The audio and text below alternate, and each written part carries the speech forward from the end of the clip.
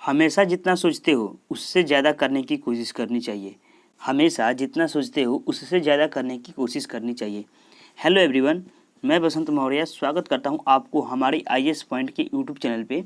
दोस्तों, आज हम लोग कक्षा 7 की NCERT ज्योग्राफी के चैप्टर नंबर 4 को पढ़ने वाले हैं। जैसा कि हमने पिछले वीडियो में चैप्टर 3 तक पढ़ चुका है। अगर आपने उस वीडियो को नहीं देखा है तो नीचे डिस्क्रिप्शन में उसका लिंक दिया गया है पिछली वीडियो को, आप जा करके उस वीडियो को आसानी से देख सकते हैं।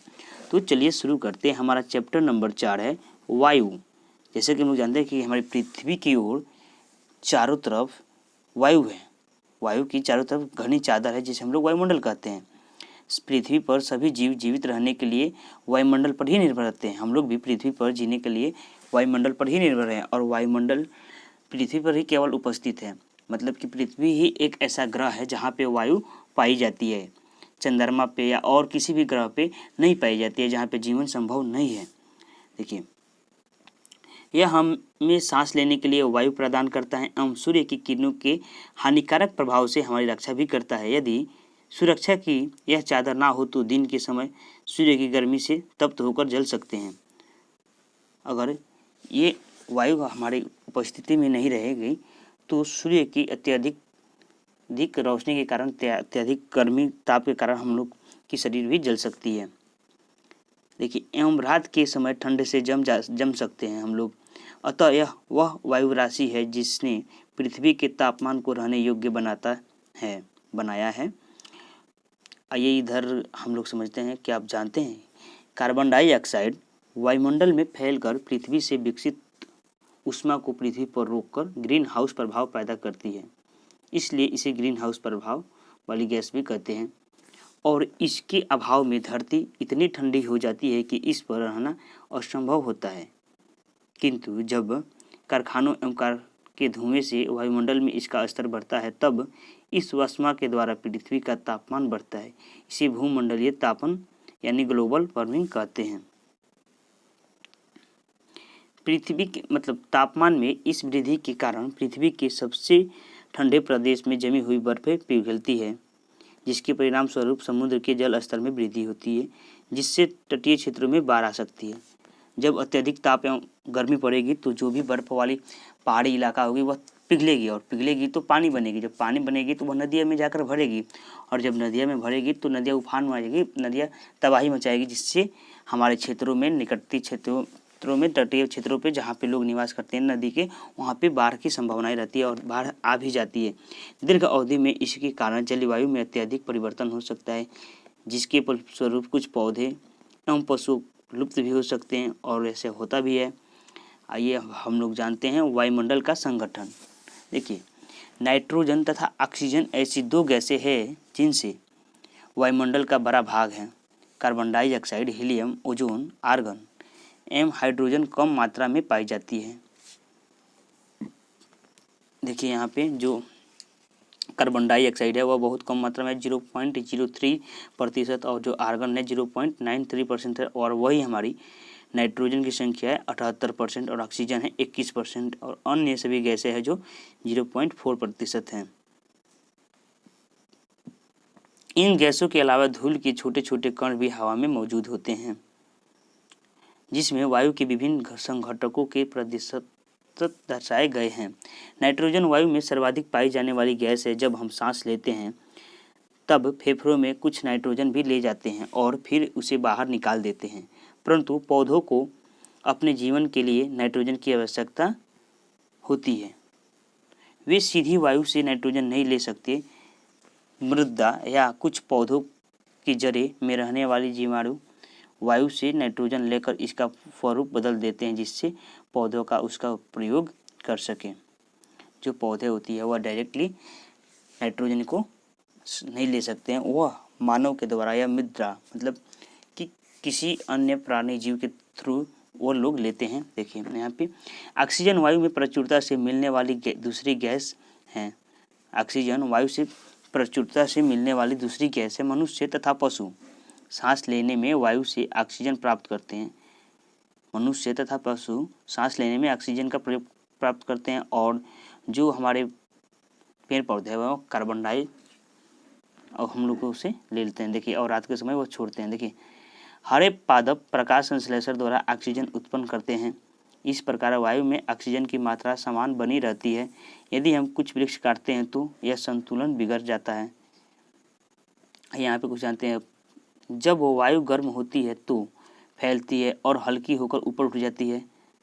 जब वायु गर्म होती है तो वह फैलती है और जब फैलेगी तो वह हल्का हो जाएगी। जब वो हल्का होगी तो वह ऑटोमेटिकली ऊपर उठ जाएगी और उड़ जाएगी। देखिए, उठती है। ठंडी वायु सघन और भारी होती है, इसलिए इसमें नीचे रहने की प्रवृत्ति होती है। गर्म वायु के ऊपर उठने पर आसपास के क्षेत्रों में ठंडी वायु रिक्त स्थानों को भरने के लिए वहां आ जाती है। इस प्रकार वायु चक्र चलता रहता है। ये अभी हम लोग नीचे डायग्राम के माध्यम से अच्छी तरह पूरी विस्तार पूर्वक समझेंगे। आइए यहाँ पे जानते हैं, कार्बन डाइऑक्साइड अन्य महत्वपूर्ण गैस है। हरे पादप अपने भोजन के रूप में कार्बन डाइऑक्साइड का प्रयोग करते हैं। जो हमारे पादप हैं, पेड़ पौधे, वह अपना भोजन बनाने के लिए कार्बन डाइऑक्साइड गैस का ही उपयोग करते हैं और ऑक्सीजन वापस देते हैं। मनुष्य और पशु कार्बन डाइऑक्साइड बाहर निकालते हैं। जो हम लोग दिन में कार्बन डाइऑक्साइड गैस को लेते हैं, या दिन हो या रात, लेकिन उसको हम लोग छोड़ते हैं, तो पेड़ पौधे लेते हैं उस हम लोगों से कार्बन डाइऑक्साइड और हम लोग उससे ऑक्सीजन लेते हैं और वो फिर पुनः रात के टाइम कार्बन डाइऑक्साइड गैस को छोड़ते हैं, जिसकी वजह से देखिए यहाँ पे आइए हम लोग और आगे जानते हैं। मनुष्य तथा पशुओं द्वारा बाहर छोड़ी जाने वाली कार्बन डाइऑक्साइड की मात्रा पादपों द्वारा प्रयोग की जाने वाली गैस के बराबर होती है, जिससे यह संतुलन बना रहता है। परंतु यह संतुलन कोयला तथा खनिज तेल आदि ईंधनों के जलाने से गड़बड़ा जाता है। वे वायुमंडल में प्रति वर्ष करोड़ों टन कार्बन डाइऑक्साइड की बढ़ोतरी करते हैं। परिणाम स्वरूप कार्बन डाइऑक्साइड का बढ़ा हुआ आयतन पृथ्वी पर मौसम तथा जलवायु को प्रभावित करता है। देखिए, हमारे कारखाने की वजह से कार्बन डाइऑक्साइड की जो मात्रा होती है वह काफ़ी बढ़ जाती है वायुमंडल में, जिससे हमारी जो पृथ्वी पर मौसम का जो परिवर्तन है उसमें काफ़ी परिवर्तन हो जाता है, जिससे कि अम्लीय वर्षा हो जाती है, जो हमारी ओजोन परत को दिन प्रतिदिन नष्ट करती जा रही है। इसीलिए हम लोगों को इस पे थोड़ा ध्यान देना चाहिए इस पे। आइए यहाँ पे हम लोग जानते हैं वायुमंडल की संरचना। हमारा वायुमंडल 5 परतों में विभाजित है, जो पृथ्वी की सतह से आरंभ होती है। क्षोभमंडल, समताप मंडल, मध्यम मंडल, ब्रह्ममंडल एवं वर्गीय मंडल। आइए जानते हैं हम लोग क्षोभमंडल के बारे में। ये हमारा डायग्राम है। देखिए, सबसे नीचे है हमारा क्षोभ मंडल है, उसके बाद है क्षोभ सीमा, मतलब यानी कि ओजोन परत, ये हमारा हो गया। ये हमारे हवाई जहाज हो गया जो समताप मंडल में ही उड़ते हैं। आइए पहले इसके बारे में पढ़ लेते हैं। देखिए, क्षोभ मंडल, यह परत वायुमंडल की सबसे महत्वपूर्ण परत है। इसकी औसत ऊंचाई 13 किलोमीटर है। हम इसी मंडल में मौजूद वायु में सांस लेते हैं। मौसम की लगभग सभी घटनाएं जैसे वर्षा, कुहारा एवं ओला वर्षा इसी परत के अंदर होती है। क्षोभ मंडल में ही हम लोग रहते हैं और हम लोग सांस लेते हैं, और सभी घटनाएं जैसे वर्षा होता है, कुहासा घेरता है, और ओला वर्षा होती है जिसको हम लोग आलू के सीजन में गिरता है, वो पाला मार देता है, वो सभी हमारे क्षोभ मंडल पे ही होता है। अब आइए हम लोग जानते हैं समताप मंडल। क्षोभ मंडल के ऊपर का भाग समताप मंडल कहलाता है। यह लगभग 50 किलोमीटर की ऊंचाई तक फैला है। जो हमारा समताप मंडल है ये 50 किलोमीटर और क्षोभ मंडल है 13 किलोमीटर की ऊंचाई पर फैला हुआ है। यह परत बादलों एवं मौसम संबंधित घटनाओं से लगभग मुक्त होती है। इसके फलस्वरूप यहाँ की परिस्थितियाँ हवाई जहाज उड़ाने के लिए आदर्श होती है। समताप मंडल पर ही हवाई जहाज को उड़ाया जाता है। समताप मंडल की एक महत्वपूर्ण विशेषता यह है कि इसमें ओजोन गैस की परत होती है। यह परत सूर्य से आने वाली हानिकारक गैसों में हमारी रक्षा करती है। जब सूर्य की गैस से हानिकारक गैसें आती है तो हमारे जो ओजोन परत है वह उसे अवशोषित कर लेता है, और यह समताप मंडल में ही है। इसी मंडल पे यह है हमारा समताप मंडल, और मतलब ये हमारा समताप मंडल, समताप सीमा यही है। ये 50 किलोमीटर की ऊंचाई तक फैला हुआ है, तब मतलब कि यहाँ तक फैला हुआ है समताप सीमा तक। तो यहीं पे हमारा जो हवाई जहाज है यहाँ पे उड़ सकता है, और यहीं पे मतलब ओजोन परत की परत है। अब आइए हम लोग जानते हैं मध्यम मंडल। यह वायुमंडल की तीसरी परत है। यह समताप मंडल के ठीक ऊपर होती है। यह लगभग 80 किलोमीटर की ऊंचाई तक फैली है। अंतरिक्ष में प्रवेश करने के लिए वाले उल्का पिंड इस परत में आने पर जल जाते हैं। देखिए, जब आंतरिक से जब हमारा उल्का पिंड गिरता है तो इसी मध्य मंडल में आकर गिरकर जल जाता है। तब मतलब पृथ्वी पर पहुंचने से पहले वह यहीं पर आकर गिरकर जल जाता है और अत्यधिक भारी मतलब ज़्यादा होने के कारण पृथ्वी पर गिर जाता है तो पृथ्वी काफ़ी नुकसान क्षति पहुंचाता है। अब आइए हम लोग जानते हैं ब्रह्मंडल वायु में बढ़ती ऊंचाई के साथ तापमान अत्यधिक तीव्रता से बढ़ता है। आयन मंडल इस परत का एक भाग है। यह 80 से 400 किलोमीटर तक फैला है। यह रेडियो संचार के लिए परत का उपयोग होता है। वास्तव में पृथ्वी से प्रसारित रेडियो तरंगें इस परत द्वारा पुनः पृथ्वी पर परावर्तित कर दी जाती है। जो हम लोग टेलीविज़न देखते हैं, रेडियो सुनते हैं, मोबाइल फ़ोन यूज करते हैं, ये सभी हमारा ब्रह्मंडल पर ही स्थित होती है। ये देखिए हमारा ब्रह्मंडल यही है, यहीं पे सभी सैटेलाइटें फिक्स की जाती है। अब आइए हम लोग जानते हैं ब्रह्मंडल के बारे में। ब्रह्मंडल वायुमंडल की सबसे ऊपरी परत प्रगिंगम मंडल के नाम से जाना जाता है। यह वायु की पतली परत होती है। हल्की गैस जैसे हीलियम एवं हाइड्रोजन यहीं से अंतरिक्ष में तैरती रहती है। प्रगिंगम मंडल में ही हीलियम गैस और हाइड्रोजन गैस तैरती है। अब आइए हम लोग जानते हैं मौसम एवं जलवायु। मौसम नाटकीय रूप से दिन प्रतिदिन बदलाव होता है। जैसे कि हम लोग हर दिन सुनते हैं कि आज का तापमान इतना है, आज बादल होने वाली है, तो आज ज़्यादा गर्मी पड़ने वाली है। ऐसी कई तरह की हम लोग घटनाएं अखबार में, न्यूज़ में और एक दूसरे से चर्चा करते हुए सुनते हैं, हर दिन सुनते हैं। तो यही बता रहा है कि मौसम एक नाटकीय रूप से दिन प्रतिदिन बदलता है, किंतु दीर्घकाल में किसी स्थान पर का औसत मौसम उस स्थान की जलवायु बताता है। अब आइए हम लोग जानते हैं तापमान के बारे में। पहले ये जानिए, यह जानकर आपको आश्चर्य होगा कि पृथ्वी से सूर्य की ऊर्जा के 2 अरबवां भाग, केवल 2 अरबवां भाग का केवल एक भाग ही प्राप्त करती है।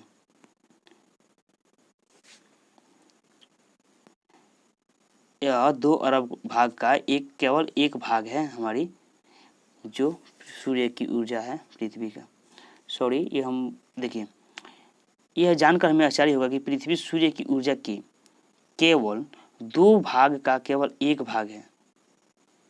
ये बहुत सोचने वाली बात है। इधर आइए, तापमान।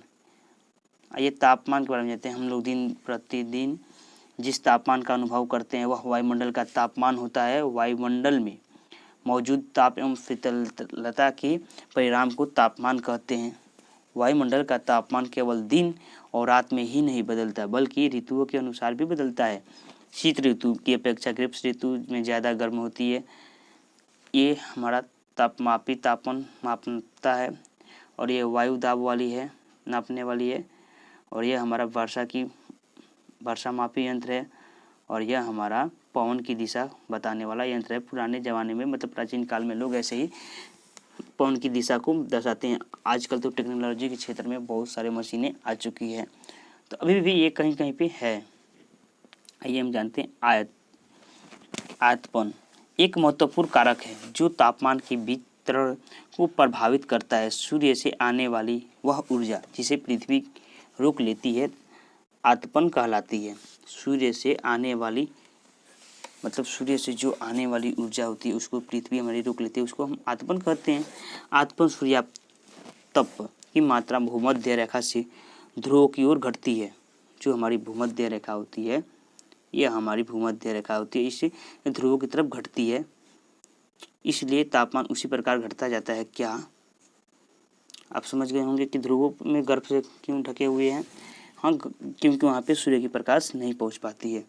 यदि पृथ्वी का तापमान अत्यधिक बढ़ जाता है तो यह इतनी गर्म हो जाएगी कि यहाँ कुछ फसलें नहीं उग सकेगी। यदि जो हमारे सूर्य की जो तापमान है वह तेज़ी से बढ़ जाए और बारिश मौसम में परिवर्तन ना है तो हमारा जो पृथ्वी का भूमि है वह बंजर बन के रह जाएगा। गाँव की अपेक्षा नगरों के तापमान बहुत अधिक होता है। दिन के समय में एस्फाल्ट से बनी सड़कें एवं धातु और कंक्रीट से बने भवन गर्म हो जाते हैं। रात के समय यह ऊष्मा मुक्त हो जाती है। दिन पे गांव की अपेक्षा जो शहर होता है वह अत्यधिक गर्म होता है, क्योंकि वहाँ पे कल कारखाने और बड़ी बड़ी बिल्डिंगें और सड़कें से बनी होती है, जिसकी वजह से ज़्यादा अत्यधिक ताप और गर्मी पड़ता है, और गांव में तो नहीं कुछ खास पड़ता है। यहाँ पे जानते हैं हम तापमान को मापने की मानक इकाई डिग्री सेल्सियस है। इसका आविष्कार एंडर्स सेल्सियस ने किया था। सेल्सियस पैमाने पर 0 डिग्री सेल्सियस पर जमता है एवं 100 डिग्री सेल्सियस पर उबलता है।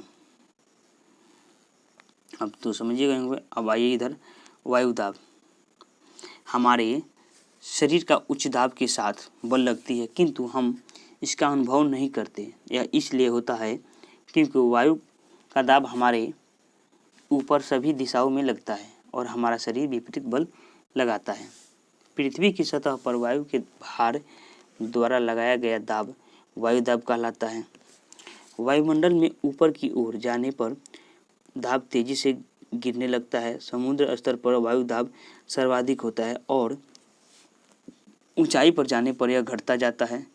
वायु दाब का क्षैतिज वितरण किसी स्थान पर उपस्थित वायु की ताप द्वारा प्रभावित होता है। अधिक तापमान वाले क्षेत्र में वायु गर्म होकर ऊपर उठती है। यह निम्न दाब क्षेत्र बनाता है। निम्न दाब बादल युक्त आकाश एवं नम्र मौसम के साथ जुड़ा है।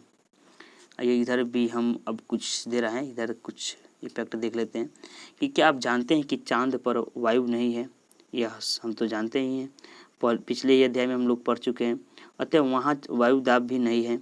अंतरिक्ष यात्री जब चांद पर जाते हैं तो वह विशेष रूप से सुरक्षित हवा से भरी हुई अंतरिक्ष पोशाक पहनते हैं। यदि वे अंतरिक्ष पोशाक को ना पहने तो अंतरिक्ष यात्रियों ने के शरीर द्वारा विपरीत बल लगाने के कारण उनके शरीर की जो रक्त सिराई होती है, जो नस होती है, वह फट सकती है, जिससे अंतरिक्ष वहाँ पे मर भी सकते हैं। आइए हम लोग जानते हैं जुड़ा है। कम तापमान वाले क्षेत्रों की वायु ठंडी होती है। इसके फलस्वरूप यह भारी होती है। वायु निमाजित होकर उच्च दाब क्षेत्र बनाती है। उच्च दाब के कारण स्पष्ट एवं स्वच्छ आकाश होता है। वायु सदा उच्च दाब क्षेत्र से निम्न दाब क्षेत्र की ओर गमन करती है।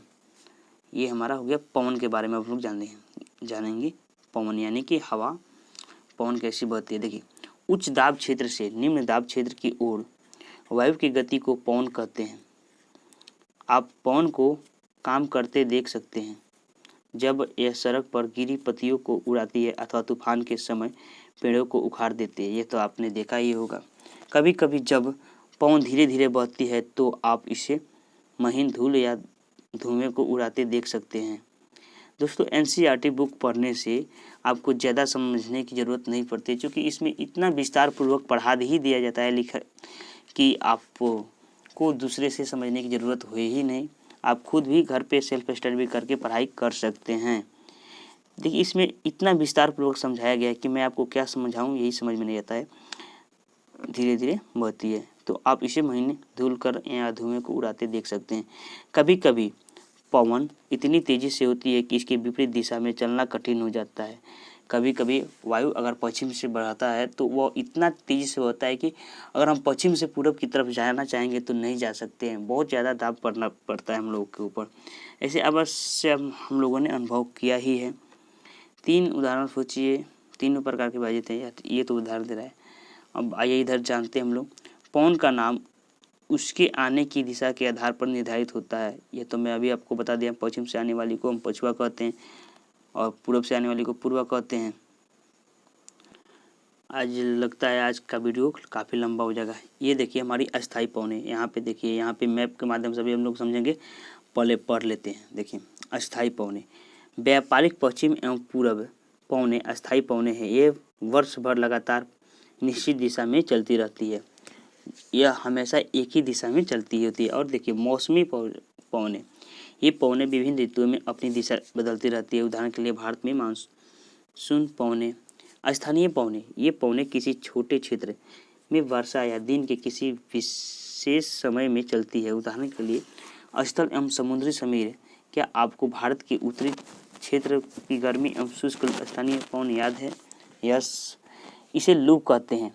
देखिए, ये हमारा पृथ्वी है और देखिए ये हमारा भूमध्य रेखा है, डोलड्रम, जिसको हम लोग डोलड्रम कहते हैं। यहाँ पे निम्न दाब। देखिए, ये हमारा ध्रुव है, दक्षिणी ध्रुव है, और ये हमारा उत्तरी ध्रुव है।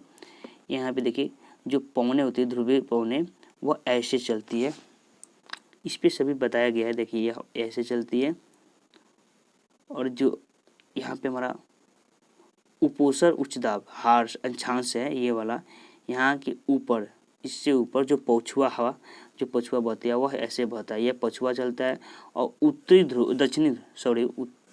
ध्रुव से जो पवनें होती है हमारी, वो पूर्व की तरह चलती है। और फिर जब उच्च दाब यानी कि कर्क रेखा पे जब हमारा आता है तो यहाँ पे यह पूरब की तरह जाती है और फिर इधर से मकर रेखा से पूरब की तरफ आती है और फिर सनातन पछुआ पौने यहाँ पे चलने लगती है। फिर से ऐसे यहाँ पे सभी डायग्राम के माध्यम से समझा दिए गए हैं, तो आप बुक में भी समझ सकते हैं। चक्रवात के बारे में जानते हैं। प्राकृतिक आवेश। भारत के पूर्वी समुद्री तट पर स्थित उड़ीसा में बंगाल की खाड़ी से उठने वाले चक्रवात का खतरा बना रहता है। यह हर साल आता है, इस बार भी आया था, इस बार तो काफ़ी आया था। देखिए 17 से 18 अक्टूबर 1999 को राज्य के 5 जिलों में चक्रवात आया। 29 अक्टूबर 1999 को एक अन्य महाचक्रवात आया जिसने राज्य के एक बड़े भाग में तबाही मचाई। मुख्यतः पवन का वेग, वर्षा तथा ज्वारीय प्रत्यावर्तन से हानियाँ हुई। 260 किलोमीटर प्रति घंटा के वेग वाली पवनें 36 घंटे से भी ज़्यादा समय तक चलती रही। तीव्र वेग वाली इस पवन ने पेड़ों को उखाड़ दिया और कच्चे घरों को नष्ट कर दिया। अनेक औद्योगिक भवनों तथा अन्य घरों की छतें भी उड़ा दी। विद्युत आपूर्ति एवं टेलीफोन लाइनें पूरी तरह से कट गई।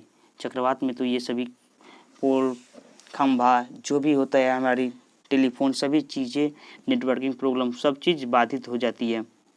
देखिए चक्रवात के फलस्वरूप लगातार 3 दिनों तक भारी वर्षा होती रही। इस वर्षा के कारण उड़ीसा की प्रमुख नदियां में बाढ़ आ गई। जब बारिश होगी तो नदियां भरेगी और जब नदियां भरेगी तो बाढ़ आएगा ही। चक्रवात पवनों के कारण उठी ज्वारीय तरंगे स्थल पर 20 किलोमीटर तक आ गई और फलस्वरूप तटीय क्षेत्रों में भयानक तबाही मचाई। अचानक 7 से 10 मीटर ऊंची ज्वारीय तरंगे आई जिसके कारण तैयार खड़ी धान की फसल पूरी तरह से नष्ट हो गई। देखिए 25 अक्टूबर 1999 को पूर्वी पोर्ट ब्लेयर के निकट थाईलैंड की खाड़ी में अवदाब के कारण यह चक्रवात उत्पन्न हुआ और यह धीरे धीरे उत्तर पश्चिमी दिशा में बढ़ा। गहन होकर इसने महाचक्रवात का रूप धारण कर लिया और 29 अक्टूबर को सुबह 10:30 बजे उड़ीसा के इरेसामा एवं बालीकुडा के बीच के क्षेत्रों में प्रभावित किया। इस महाचक्रवात ने भुवनेश्वर, कटक और 28 तटीय नगरों सहित उड़ीसा की पूरी तरह तट पर को बर्बाद कर दिया। इससे लगभग 130 लाख लोग प्रभावित हुए। बहुत बड़ी संख्या में पशुओं की मौतें हो गई। धान, सब्जियां एवं फलों की बड़ी फसलों का भारी नुकसान हुआ। ज्वारीय प्रकोष्ठ के उत्पन्न हुई लवणता। ये आर्द्रता के बारे में जानते हैं। ये देखिए हमारी ये गर्म जो वायु होती है, गर्म वायु जब जाती है और जैसे ठंडी वायु चलती है। जब पृथ्वी पर बारिश होता है गर्मी के दिनों में जब ज़्यादा धूप निकलेगा और बारिश एक बैग होगी तो जितनी अंदर की गर्मी होगी वह आसमान की तरफ जाएगी और इस साइड से ठंडी वायु प्रवेश करेगी। अभी तो देखिए आर्द्रता। जब जल पृथ्वी एवं विभिन्न जलाशयों से वाष्पित होता है तो यह जलवाष्प बन जाता है। वायु में किसी भी समय जलवाष्प की मात्रा को आर्द्रता कहते हैं। जब वायु में जलवाष्प की मात्रा अत्यधिक होती है तो उसे हम आर्द्र दिन कहते हैं। जैसे जैसे वायु गर्म होती है जाती है इसकी जलवाष्प धारण करने की क्षमता बढ़ती जाती है और इस प्रकार यह और अधिक आर्द्र हो जाती है। आर्द्र दिन में कपड़े सुखाने में काफ़ी समय लगता है और हमारे शरीर से पसीना आसानी से नहीं सूखता और हम असहज महसूस करते हैं।